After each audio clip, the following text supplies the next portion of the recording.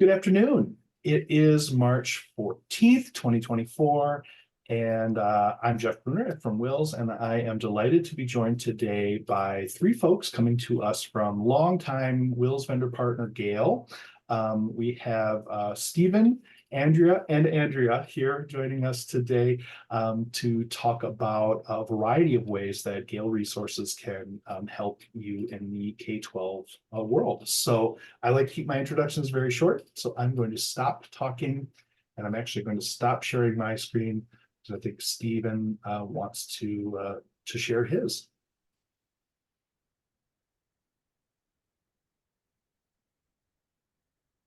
Oh, you're muted at the moment, Stephen. All right, hold on one second. There we go. All right, well, thank you, Jeff. I really appreciate that. And what I wanted to do is just really quickly, I wanted to introduce my manager, Andrea Juilliard. She's on the call with me today. Andrea Eshelman is also here as well, another manager here at Gale. And what we wanted to do, we did a Taco Tuesday. It was a couple weeks back, right? And so if you didn't have a chance to join us or watch the Taco Tuesday, what we did is we introduced a little bit about we had some specific Wisconsin curated collections developed for ebooks. We've had a trial running for the whole state of Wisconsin for the past month. And basically what I did is I went through that. I went through some of the discounts and everything that we have running. And actually, they're still going to be running until the end of the month. And so basically what this is this is a continuation of that, right? And so I'm going to basically that was the what, and then this is going to be how can it be useful to you specifically for things like the C3 framework, specifically for things like Wisconsin Act 30 for the Holocaust and genocide, right? We're going to go through a little bit into that. Those also financial literacy. We have professional development collections as well, and so I'm gonna start off with the C3 framework here, and then my managers are gonna take over a little bit later on down the line. Okay, and so the C3 framework for me is something that I have a lot of passion about this because this is something that I live day in and day out. Right, I'm somebody that reads the newspaper. I'm somebody that has taken is an economics major, right? And so just the idea of the combining combining history, combining economics, and bringing it into life, into the real world, right? And so I'm going to go a little bit deeper into that, but that's just something I kind of wanted to start off with. And so I'm going to go through each dimension and then kind of just show you some ways that Gale can help you guys meet that. Okay, so when we see here, right, so first dimension of the C3 framework, and this is, like I said, specifically for social studies, is developing questions and planning inquiry, right? And so, Gale, we can help you do that easily, and something that we can help you do that directly and indirectly, right? And so if you look here, we do have the critical thinking questions, right? And so these are going to be built into the topic pages that we do have. So anytime a student goes to a specific topic page, if they scroll down, they're going to be faced with critical thinking questions that are going to help them. It's going to give them an example of ways to put together critical thinking questions on their own. B, it's going to get them thinking in a more critical way for themselves, right? And so that's one aspect of it. The second aspect here, you're going to see I do have the Great Gatsby pulled up in Gale in context literature, and that's going to be the essential question portion, right? And so this is something that's that's pretty similar to the critical thinking questions. However, you're going to see here like it has just kind of, to me, these are life essential questions, right? So is it possible to repeat the past, right? Are rich people more likely to be immoral than poor people, right? And so I'm going to pause here just for a quick second, and I'm just going to jump in and show you guys a little bit of about what's there. Okay, Andrea, if you guys have anything that you want to chime in and say. I just wanted to repeat how you started out, and hello everybody. It's so nice to meet all of you. Hopefully we get to meet face to face at some point. One thing that you pointed out is this is really a way to utilize library resources to support classroom instruction and to support equity of access for students, and also impact student outcomes and engagement. So thank you, Andrea. And so what I want to do is I'm just gonna unpause here, and I'm just gonna show you just what I'm talking about when I talk about a topic page, right? And so this is going to be in all of the in context resources. This is Gale in context opposing viewpoints, and this is a topic page specifically on big data, right? And you can see here, this is meant to be something to help the students think critically. Or obviously, there's critical thinking questions in there, but this is something to help with argumentative papers. This is something to help. This can be a social studies class. This could be an ELA class. But if I scroll down to the bottom here, you're going to be able to see here that there's these critical thinking questions built in. And like I said before, that is all of the topic pages that are in the In Context series, right? And then I have another one here. I already have it opened up.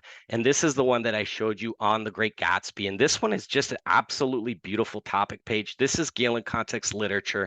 This is something that, this is the newest of the In Context suite. And you do have, like, you can see here, you do have a video. You do have the ability to read the book. But then, like I also said before, there are those essential questions, right? There are the questions that, some teachers use them as bell ringers.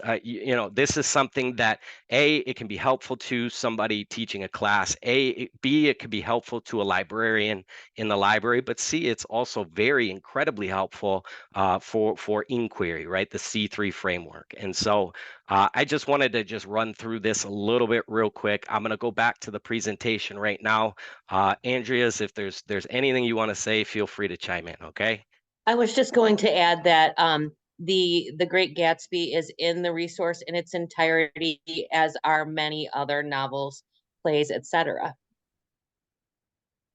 Thank you. Yeah, yep, that's perfect. So, and then what I wanted to point out too is just all of the in context resources. You can see here at the bottom of this slide. You can go into any of the resources and you can highlight and take notes. You can write questions actually within the resource itself. So that's just one more way that we can help with this inquiry. But one thing I like to do, especially when I do, excuse me. One thing I like to do, especially when I'm thinking of like kind of the way that we can help meet the C3 framework, is actually something like in terms of my real life experience, right? And so when I was in college, right, I took a developmental economics class, and so essentially the teacher, what he did is he gave us all economic book, and it was like a book of like economic theory, right? There was a few Harvard economists, and they wrote a book together, right? And so we had to go through and we had to actually read a couple chapters of the book, and then he sent us articles for example, from maybe the Wall Street Journal, Financial Times, NPR, right? These relatively less biased kind of newspapers, and he sent that to us, and we actually had to come to class, read all that stuff, and present on it and talk about it in class, right? And I'm going to tell you, like, I learned more in that class probably than I ever did in any class in my entire life. And that's something that in context, opposing viewpoints, the entire in context series, the bundle package does extremely well, because we do have all of these resources from all around the world, and it's something that you do have different viewpoints that maybe you might not be able to see, right? And so this is something that can be incredibly powerful for students, especially for the students that maybe struggle to connect the dots, right? Like there are some students, of course, that yeah, they read something right away and they get it, right? But some students need a little bit of help and see how maybe something in history can be related to today, right? And so I'm going to move on. That was the first part of the C3 framework. You can see here, this is going to be the second dimension. And so really quick, the way that I see this, right, and this is something that you can learn to think like an economist. So an economist thinks in terms of, obviously supply and demand. We all know that, but an economist is going to be thinking on a budget. Economist is going to be thinking that resources are scarce, right? A historian is going to be thinking that, okay, well, I need to research this. I need to find sources. I need to find primary sources, right? And the beautiful thing about this dimension too, and the way that I see it is you can combine everything together, right? And so the thinking like a historian, thinking like an economist, understanding that things that happened in the past do have a chance to repeat themselves today and can be connected to things today, right? And so I'm going to pause really quick. Anybody want to chime in? Feel free to. I'm gonna open up the next portion that I want to example. Go for it. Stephen, the one thing that I realized as I'm looking at the two images that you have on the screen, that you have historical images and then you also have more modern content, so that it would be very easy for the students to understand why this important historical content is applicable to their current selves, their current lives, right? Yeah, and to me, that's the whole idea, and those are the dots that I'm trying to connect, right? And so, you can see this. This is a topic page that we have on Thucydides, right? And this is something that they can use the topic page, or maybe they're looking into some of the articles here. But this is something that maybe some students they're reading about this Thucydides or the Peloponnesian War or whatever it is, and maybe they just don't quite see why it's relevant to them today, right? But then when you come into something like, well, this is something that is actually uniquely related to today and something that people actually discuss, right? And so this Thucydides is something that's happened over time and time again, in which you have a ruling power and a rising power. And some people say that they're destined to clash, right? And so between the US and China, some people say that's the path that we're on, right? And so whether that's true or not is something that's yet to be determined, obviously, but it's something that the students might find a little bit more interesting than just learning about Thucydides himself, right? And so that's just another way that I like to connect the dots on this one. Anybody else want to chime in? Feel free. I'm going to switch back to the PowerPoint. I love the example that you used, Stephen. It's so relevant.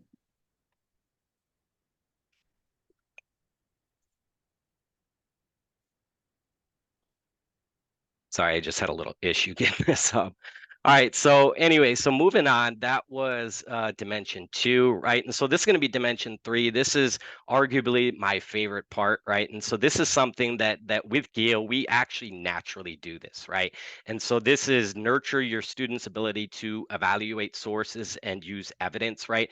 And you can see here, like, we are a research company. This is our bread and butter. Like, we have NPR, we have some of the Economist, just high grade publishers, high grade newspapers, right? This is something that we naturally do, right? And you can see here, like, it's not just this is not just the New York Times, this is not just NPR, right?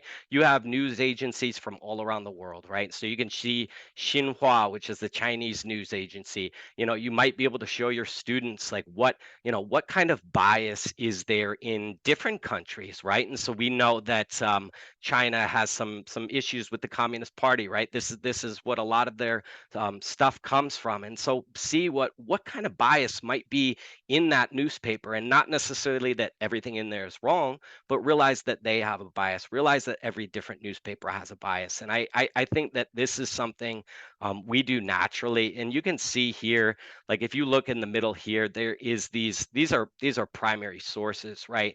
And this is specifically from our World War I topic page, and these are actual, like, war posters from World War I. And I at least for me, I included this in there. This is one of my favorite ones. This is something that, I mean, what cooler thing to see what was actually going on right then, right? And so, yeah, and then you can see below here talks about the journals there's academic journals, there's magazines. I mean, the list could go on, but this is just something, we naturally do this. And for me, when I did my master's degree, I did a degree essentially was on fake news, right? And so one of the things that one of the articles that I read, and actually a study that I found, was from Stanford, right? And so they did a study in 2016. It was like, essentially, it was like some kind of, they had social media posts, they had pictures of some flowers, right? And these flowers were like deformed, they had too many petals, like there was things in the middle that didn't belong there. And they had a little couple words next to it, and it said, well, this happened because of the nuclear disaster in Japan, right? And there's no evidence, there's nothing there ever on that page that says anything about that, right?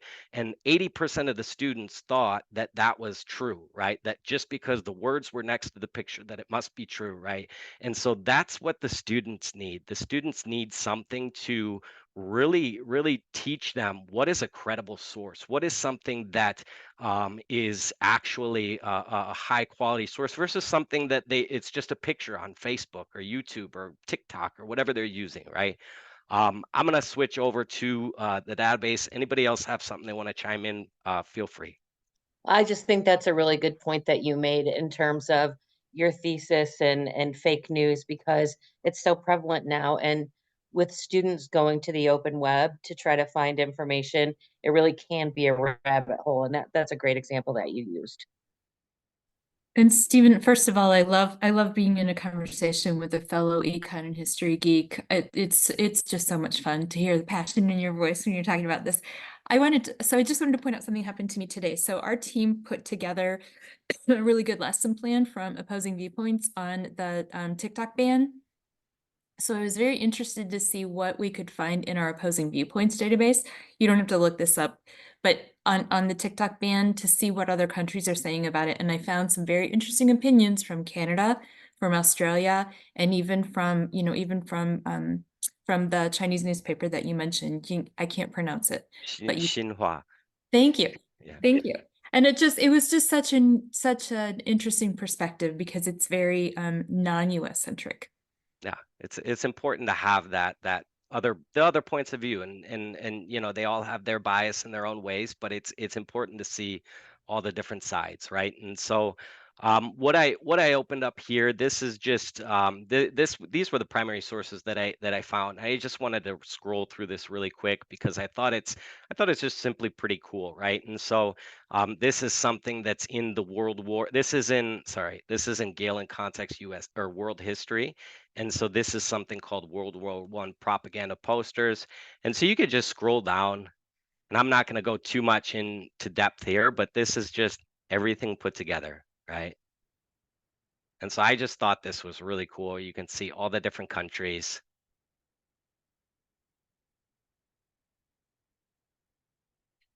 There's the US.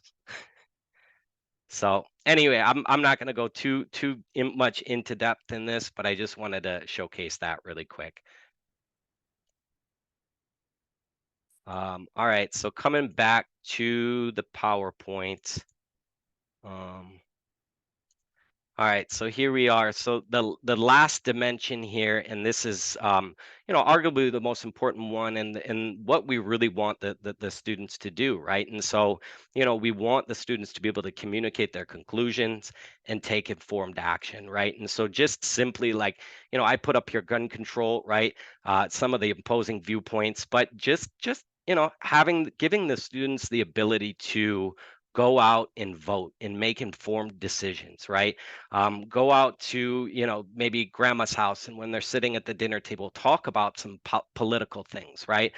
This is something that at least in terms of everything that's going on today in our country, this is something that the kids need to know, and they don't need to be given something that's too soft or whatever. They need to be given something that they can come in here and they can make their own conclusions and talk about it in a relatively intelligent way, right? And so that's what I think, at least Gale in Context series, Gale just in general, does extremely well. And that's I don't know. I think that this is arguably the most important part, but I think it also comes from everything that we talked about before.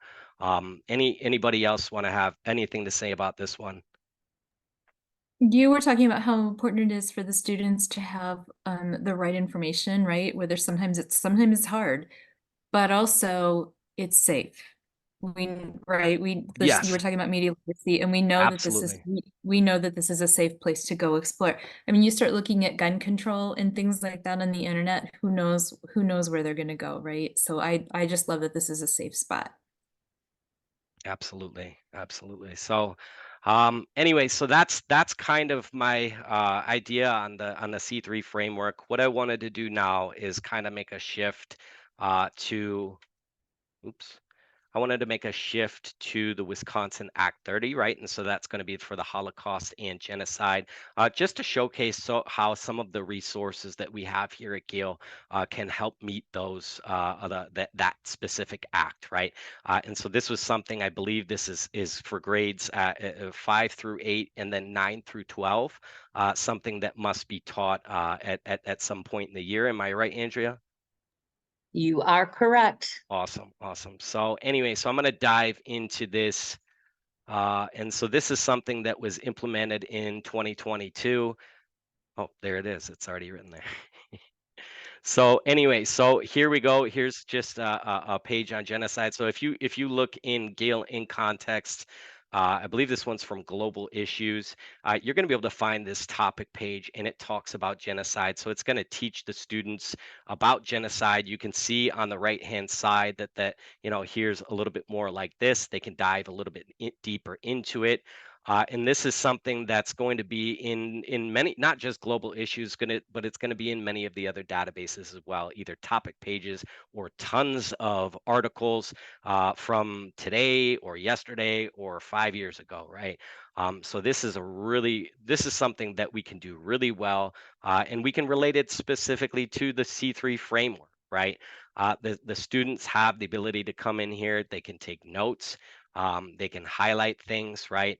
And this is something that the students can really, really, really dive deep into this. Let's see.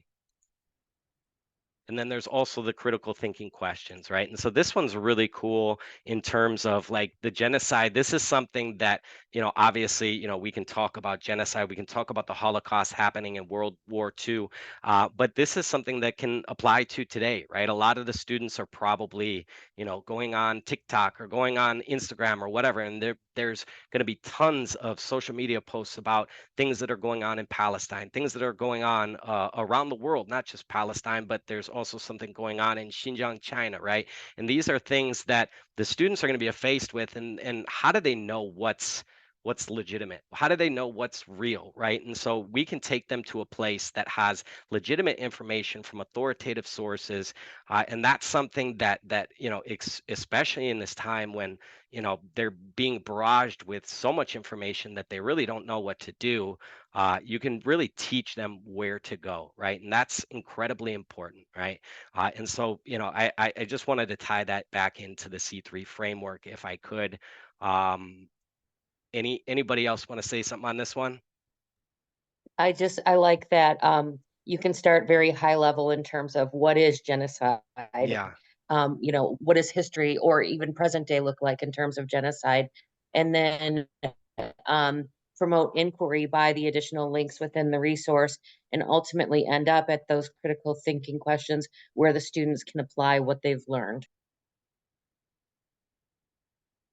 absolutely. So, and then um, just going on a little bit deeper, what we did, and if any of you missed it, we did develop some collections specifically for was the Wisconsin Act 30, and these are our ebooks, right? And so the databases are absolutely amazing in their own right, and so the ebooks work incredibly well for diving into specific areas, right? And so you can see here, I'm not going to read them, but I'll just give you a second to look.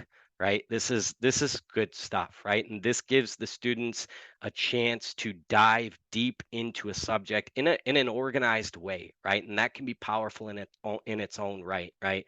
I know. Let's see here. We have this is a picture from one of the books, and I believe it was called like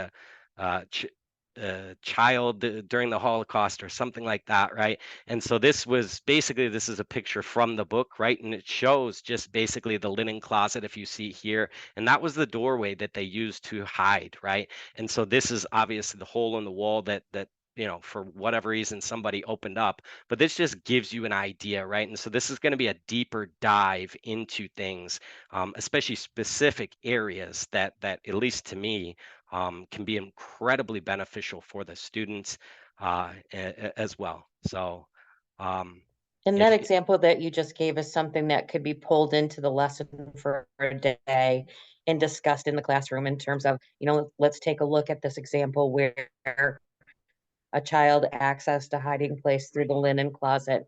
And then when you were showing the bookshelf, we started again high level with genocide on the topic page. But if a student was more interested in digging deeper, they could go into the book about Bosnia. They could go into a book about Rwanda. There's just so many different ways that they can further inquire and explore into. Absolutely. Yeah. So thank you. And yeah, so this was the genocide, right? Holocaust and Genocide Act 30, right? And so just moving on from this one, I mean, it's easy to see how all of this can be related to the C3 framework, but it's also important to see how this can engage all students, right? And so this is something that we pride ourselves here at Gale. We really want every student that we can possibly help learn this specific material, have as easy of a chance to learn it as they can, right? And so this is something like our technology, and obviously I'm biased, right? But I think it's the best, right? And so when it comes down to like we have open dyslexic font, right? You have the ability to change the line spacing, letter spacing, word spacing. You can go in here and you can put, do the background colors, making it easier to learn for the different types of learners that there are, maybe different needs that people have, right? I was just on here the other day and like something was way too crammed together, right? And I just kind of opened it up a little bit, and it's just phenomenal how it can do that in just one click, right? 2 clicks. It's super simple, just like what the kids are used to doing on Google, or just like what the kids are used to doing on social media.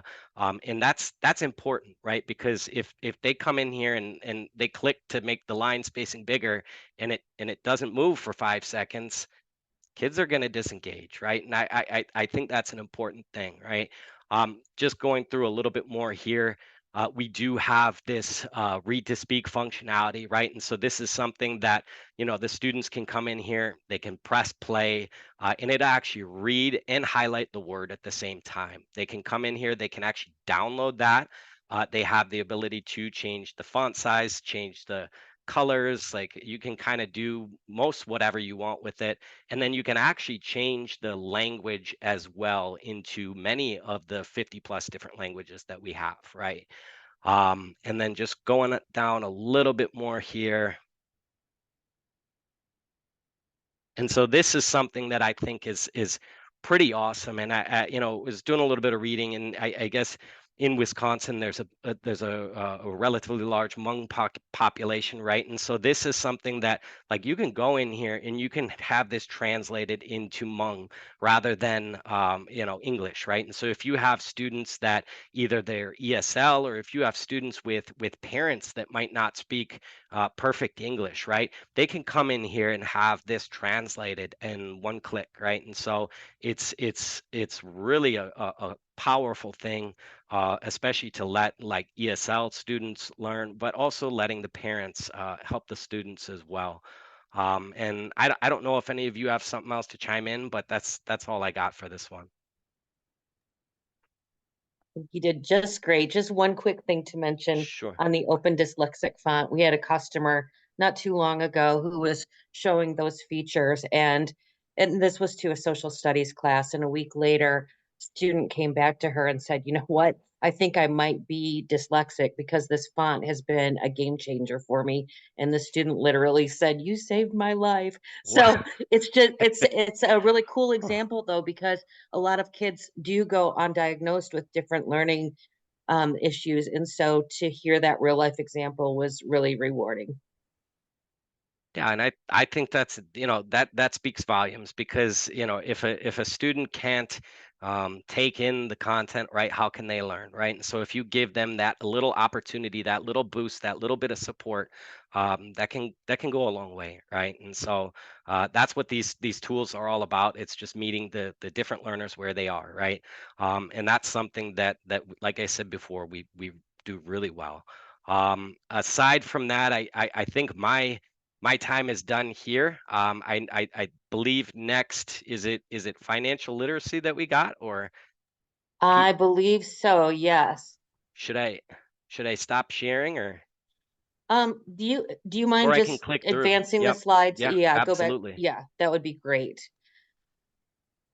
I think I've got 2 slides for this. Okay, so in terms of Act 60, there was a previous act in Wisconsin going back to 2017 in which the state started to require instruction about personal financial literacy. But starting with the class of 2028, which I believe is this upcoming school year, a half credit is required to teach personal financial literacy. So we're just going to talk about a couple ways that Gale can support you with regard to that. Stephen, you can go ahead and advance the screen, please. So Opposing Viewpoints is the top resource in Wisconsin in terms of Gale resources that are used. And you might not initially think about Opposing Viewpoints as a place to take students to teach about personal financial literacy, but it actually is a very good resource to support the 6 strands of Wisconsin's personal financial literacy standards. We do also have tools available through support.gale.com that teachers can bring into daily instruction and work with the resources in conjunction with scavenger hunts or activities to support those 6 strands. You can go ahead, Stephen. Okay, so this is an example of a topic page within Opposing Viewpoints. Same scenario that Stephen had showed before with the genocide topic page, starting very high level. I apologize for the background noise, and moving into further information about inflation.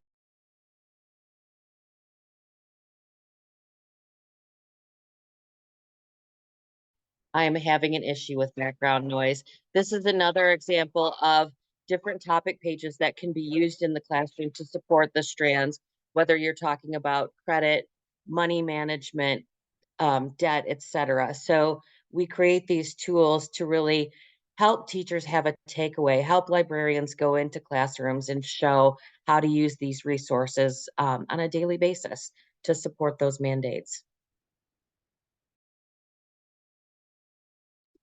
Beyond that, and I don't think that we have a slide for it, we've also curated a financial literacy collection.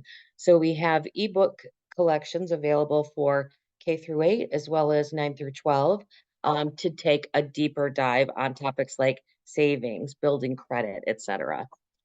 And that's it for me, Stephen. And again, I apologize about that blip with the background noise. It's okay. Stephen, if you just want to stop share, I can share my screen. We're just going to talk for a couple minutes about professional development, because most of your administrators or maybe your teachers or maybe even you librarians have a bookshelf or a collection of professional development. But if your district or even your building is trying to maintain an up-to-date collection on that, who better to do it than the librarians? And so that's why we wanted to talk a little bit today about our professional development collection. And I just want to highlight 2 of, I think, what might be my favorite tools in our collection. And I do have to just kind of giggle because Andrea has an entire house full of beautiful puppies right now. And so I just have a feeling that that's where that background noise might be coming from. And bear with me for just a second because I have lost my session wanted to time out on me. So hold on one second.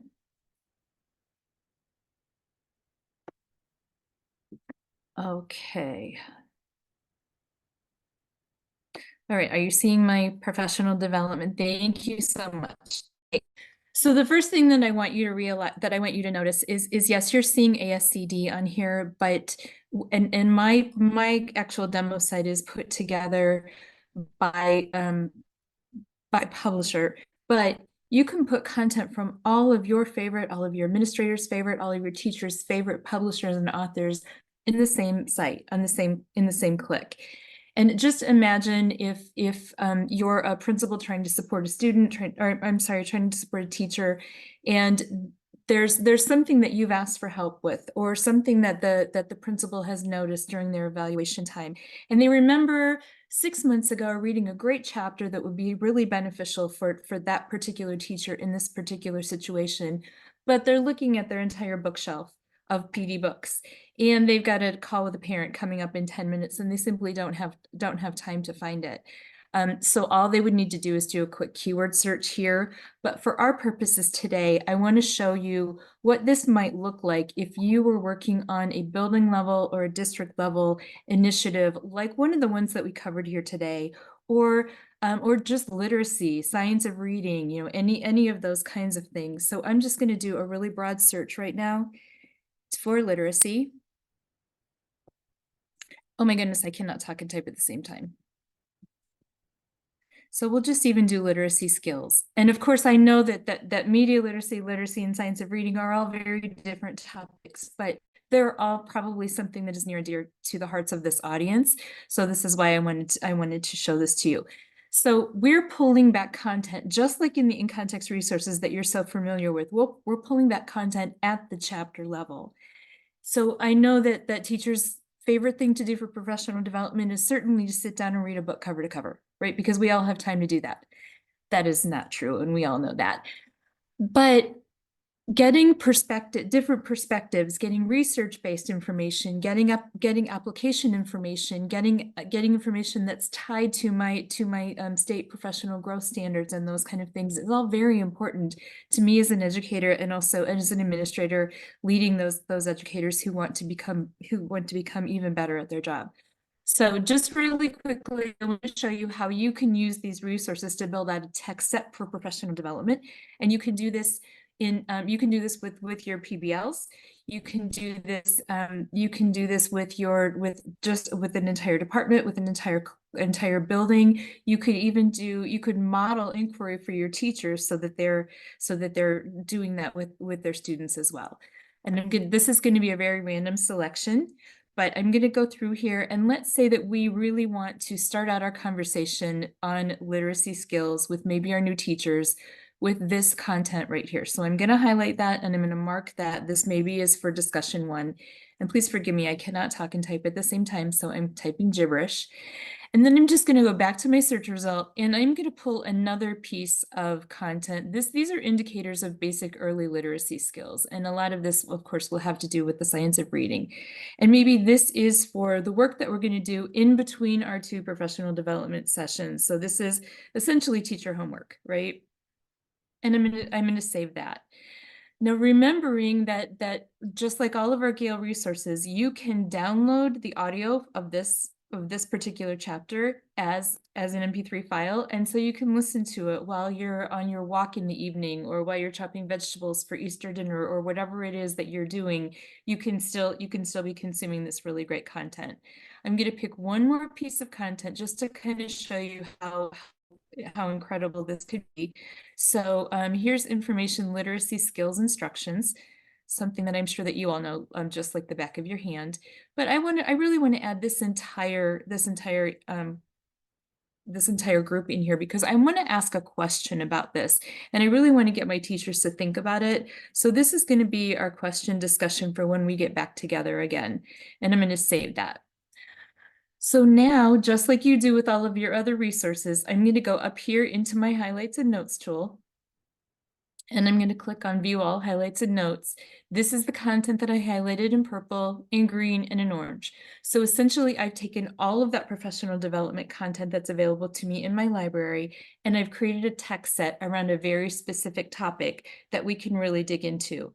And then you can have your PLC, you can have them continue to use the resources to build on this information that you've started or that your administrator has started. You can help teachers, new teachers, you can help mentor those teachers, you can help with all kinds of things. Maybe there are a few teachers who are working on particular issues going on in their classroom that they've never dealt with before, and they come to you and ask.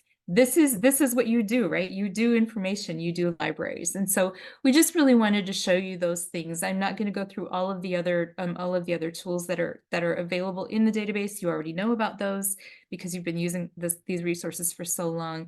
But I did forget about the little label tool here. So we said purple was discussion 1. And then green, I believe, was homework. And then the orange was our first kickoff question for our second session when we're getting together. And now that legend is going with the content, so I can push that right to Google Drive. I can push that right to Canvas, whatever means I'm using to deliver that professional development to allow all of my teachers to have access to it. And just like with all of our student ebooks, when you purchase this content, you own it forever. And you can, it's unlimited simultaneous access. So all the teachers in the building or the district can get into the content. So that was a very quick overview of professional development. I know that I talk really fast, but I want to be respectful of everyone's time. Appreciate you hanging in there with us to watch the webinar all the way through to this point. But we're all here to be able to help answer any questions that you might have, to dig a little bit deeper, to create title lists for you, or make suggestions on database content that might be applicable for the needs that you have. So we look forward to talking with you again. And again, thank you so much for your time. I'll give those two a chance to say goodbye, but thanks so much. No, thank you very much. Yeah, and I actually learned something from you right now. I really didn't know I could do all that, so thank you. Nice.